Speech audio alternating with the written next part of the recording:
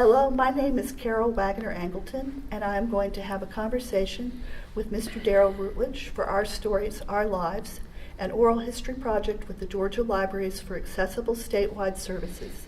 It is the 7th of December, 2019, and this is being recorded at the Augusta Richmond Library main branch. Well, Mr. Rootledge, we're very interested to hear your story. Okay. And my name is Daryl Rootledge. I was born 1969 in New York, City, New York. I grew up with a illness called aniridia, which destroys some of the development of the eye during birth. My father was a active duty of the U.S. military during the time of Vietnam, where there was very high heroin drug use in the early to late 60s. That was a result of being born with aniridia and also with a addiction to heroin, which led to a lot of complications with my vision as a young child growing up. As a young man, I had some vision and got a chance to experience sunshine and got a chance to experience what real moonlight was. And there's some people in the world that don't get this opportunity to even see the beauty of this world. And we find ourselves as human beings taking the beauty of this world for granted, because sight is truly a gift that God has given mankind to cherish the colors, the flowers, and the beauty and the uniqueness of things that were built and developed by the hands of man, guided by the wisdom of God. Growing up, I had struggles with vision coming and going. Over a course of years, I've had 16 surgeries, ranging from cataract removal to corneal transplant to exploratory surgery to detached retina surgeries. The list would have went on, but at some point you get very tired of waking up with the disappointment of still not seeing. Still had an interesting childhood. My brothers and sisters, they didn't give me any slack. I have 2 sisters and 1 brother who is older. They didn't give me any slack. Growing up in a household, my mom and my dad didn't give me any slack. I had to still pull my load and didn't mind if I was visually impaired or the language of today, blind. They really wanted to make sure that I stayed as normal and as grounded as possible. So I didn't have many pity parties. I wanted to have some pity parties because there was a lot of things that I couldn't do being visually impaired. Sometimes after a surgery, I would have pretty decent vision and I would get a chance to ride a bike, and then the next month the aniridia takes over and I'm not riding the bike, and it was a depressing thing, but it was something that my siblings helped me get through over the course of time in life. I went to public school, elementary school, and I went through to my first year of high school in public school. When I went to my first year of high school, I was having incidents of misjudgment with stairs, and until one day I just misjudged the turn on the stairs and had a fall. My mom said, "That's it. We're gonna go to the New York School for the Blind." I went to the New York School for the Blind. It was kind of different because I was so used to being around sighted individuals, so used to doing extra work in order to keep up. And what I mean by extra work, I mean if somebody hit a baseball, I had to really concentrate being visually impaired to try to hit the same baseball. I had to really listen and pay attention and create different nuances that help me to adapt to the kids playing football around. I had to do a lot of listening, and some kind of way I got through it. And I had a pretty decent drama-free childhood. When they went outside to play, I went too. I was there too. Sometimes my vision was pretty good where I can kind of get around, and other times I had my best friend Jerome Martin. I would hold on to his shoulder, and we would go.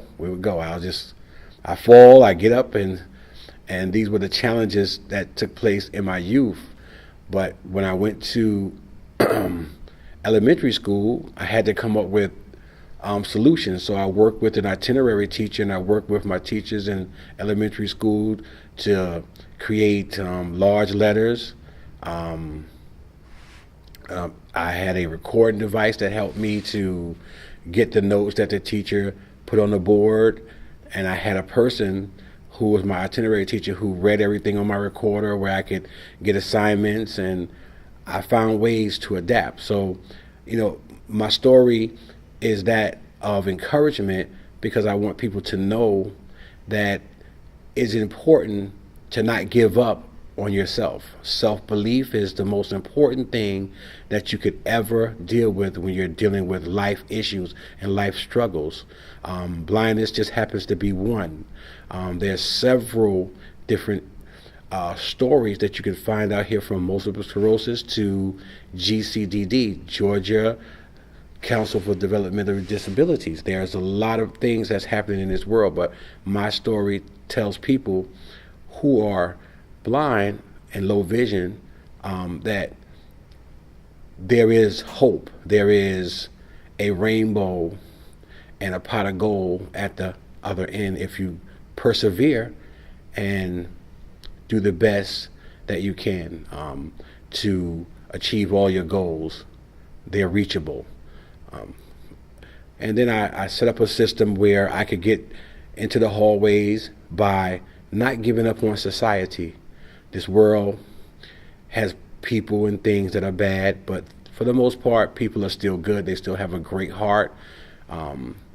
Be encouraged to speak to people who are your peers, or, because they will help you out, and they helped me out a whole lot by going from class to class in the beginning of high school and elementary school, helping me out with getting gym equipment and playing games, and still becoming active in the set that we call society mainstream education. I was very fortunate to not give up and to be encouraged by my teachers and peers to be normal as can be. I went to high school, and I had the same system in place. The teachers were familiar with me. I joined the track team and found ways of doing the 2-mile run. I did a tandem run with another gentleman, and we teamed up together, and we won a state championship for 2-mile run. I had a wristband on my wrist that tied me to his wrist, and hey, we ran, we got it done. So it's a real encouraging thing to know that being blind is not the end of the road. I went there I went from Westbury Senior High School to New York School for the Blind, and that's where I learned some of my life skills that I would need being a blind individual, growing from an adolescent to a adult male. I learned Braille. I also learned home cooking skills and independent living skills, how to prepare my own food, how to live in a home environment by myself. I also learned academics that allowed me to graduate with honors and to get prepared for college. When I graduated from New York School for the Blind, I was well prepared. I was well prepared with Braille, being able to communicate. I was well prepared with independent living skills. And my most important thing but maybe the least to some people is my mobility skills, my ability to be independent and travel and go to the places that I want to go when I'm ready to go.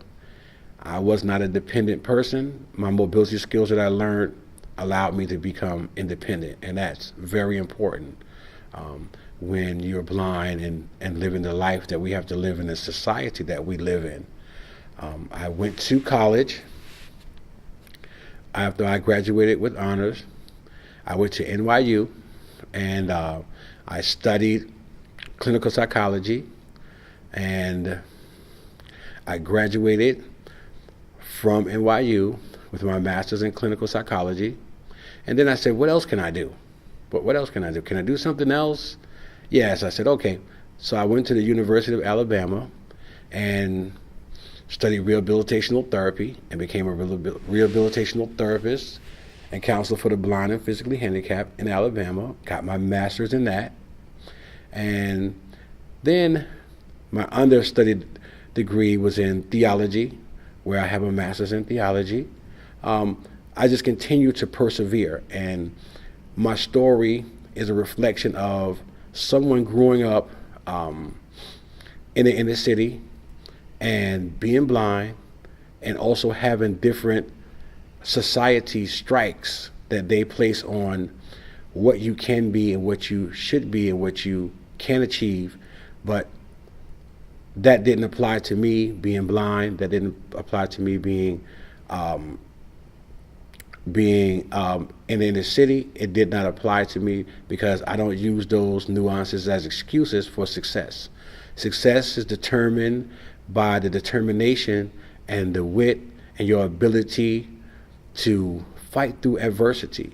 And as a blind person, I challenge you to be able to say, hey, I'm going to be the difference and not the problem. And in doing that, I was able to go to college and get the help from my peers, join fraternities, a fraternity, Kappa. First blind person to do that in New York. So I didn't put boundaries on myself, and I had my Braille skills. I had my audio skills that I learned more of in college, and I began to achieve success in that. After I came out of college, I met a young lady and experienced the nuance of being a father and being a husband. I have a daughter. Her name is Javacia Rootledge, and she's my little princess. Her mom passed when she was 4 years old, and I raised her as a blind parent. One of the bills that we're championing here in Georgia is House Bill 891. It supports the right for blind parents to parent. We have that ability to do that. Just because you're blind doesn't mean you can't be a successful parent and take care of your child. I raised my daughter from 4 as a blind individual to now being 26 years old, graduate of Spelman, and she's a physical therapist now in Alabama. With my pride and joy she has, my little heart, my grandbaby, and she's 8 years old and she'll be 9, and we just love each other. So it's important to know, being a granddad and being a father, and had the opportunity to be a husband and do it all blind, using all of the Braille and large print and audio material to read to my grandbaby and to also read to my daughter. Using scanning technology to scan my daughter's homework in, where I could read it and check it. So it allowed me, with technology and with Braille and large print technology, the ability to become a successful parent and grandparent. When society says, how in the world are you doing this? How can you do this? Perseverance and to will to be successful in life and not give up. Also, my faith in God and my ability to minister this to blind and physically handicapped individuals all over the world. Allows me the ability to tell my story and be very candid about it, because hopefully with this story being told, it will give people the opportunity to know that success is just one step away. Just reach out and grasp it, because it's there for you to have and to achieve. Print material and large material allows you the ability to read and to get out into the world and hear and also read about stories and places that you just imagined in your mind. Braille is a successful thing when you're doing business and you're communicating. It allows you to become a part of mainstream society. And the reason why I keep reiterating about Braille and print material and audio material, because you want to be successful in the society and in the community that you live in. You don't want to be a hindrance, because most people say, well, what can a blind person do? Just as much as somebody that's sighted can do. With the proper opportunity, anything is possible and anything is achievable. After college and having a family, I worked at vocational rehab for the blind and physically handicapped in Alabama. I had a side practice of counseling that I did for the University of Alabama Medical Center, where patients came in and I had my Braille and I had my charts, and I had a nurse who helped me fill out the physical forms that needed to be filled out, and I got the job done there with counseling and therapy. Doing that also and becoming an active member of the National Federation for the Blind. Our motto is to live the life that we want to live. But we have to be a part of it. We have to be in the room when there's discussions about people who are blind and the things that they need to make their life and lifestyles better. I went into ministry and I have my own ministry here, one step closer to God. Minister to a lot of people about change and change in the heart and the power of Christ and his love. Being blind doing that, a lot of people wondered, well, how did you get a chance to read the Bible? Large print, audio, Braille. It all goes back to a accessible format that's created to help us to live better, successful lives. The story I always tell people is that Jesus told a story about a blind man. The disciples asked him a question. They said, Lord, why is this man blind? Did his parents sin? Who sinned that caused him to be blind? And Jesus simply said, no, not the parents. No one sinned. He's blind to show and prove the glory of God. So, and that's been an important thing in my life, that I can't sit and have a pity party about being blind, because Christ said it's for God's glory. And I want to be that example of God's shining glory in the society that we live in, that from darkness can come light. A shining light as an example that success can be achieved if you apply yourself and read the accessible material that's available for you. Educate yourself on things that are available for you to help you achieve a higher quality of life, because God wants you to have life and he wants you to have it abundant. And just so many other achievements. Being a homeowner here in Augusta.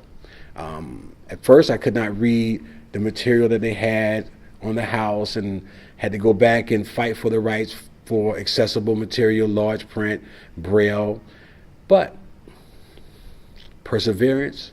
I won. They had the proper equipment for me to have, accessible reading material. And now, not do I own one property, but I own 2 properties in Augusta.